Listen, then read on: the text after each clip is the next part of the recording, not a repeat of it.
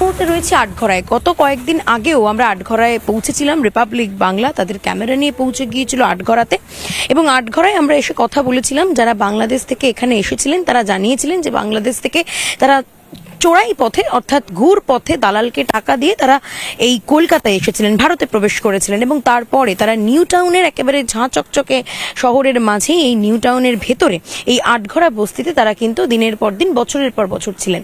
তবে এই মুহূর্তে যে ছবি দেখা যাচ্ছে সেটা কিন্তু একেবারে ভিন্ন ছবি। আমি যে ছবি দেখানোর চেষ্টা করব, আমার ভিডিও জার্নালিস্ট আলী হোসেন আমার সঙ্গে রয়েছে। এই আটঘরা বস্তি কিন্তু এই মুহূর্তে সম্পূর্ণ ফাঁকা, এবং যেমনটা দেখা যাচ্ছে যে এখানে কেউই নেই, প্রত্যেকটি বাড়িতে রীতিমতো তালা ঝুলছে। আমি সেই ছবি একবার অবশ্যই দেখানোর চেষ্টা করব।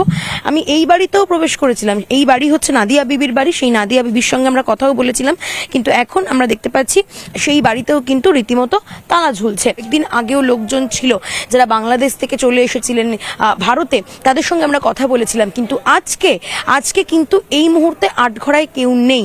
আমি একটু কথা বলবো, এখানে আরো অনেকে রয়েছেন যারা দাবি করছেন তারা এখানকারই বাসিন্দা, তাদের সাথে কথা বলি। দিদি, আপনারা কি এখানকার বাসিন্দা? একটু কথা বলি। কতদিন ধরে এখানে রয়েছেন? আমরা এখানে এসেছি এই 1-2 বছর।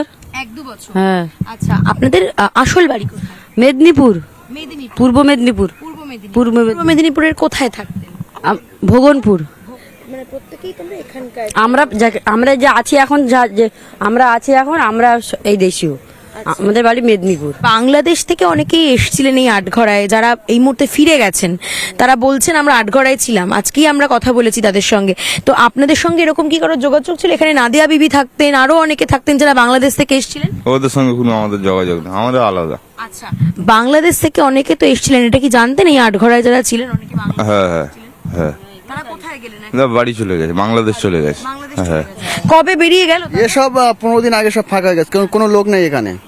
যারা বাংলাদেশ থেকে এসেছে, বাংলাদেশ থেকে কেউ নেই, সব ফাঁকা হয়ে গেছে। এখন সব যে স্থানীয় সব লোক আছে।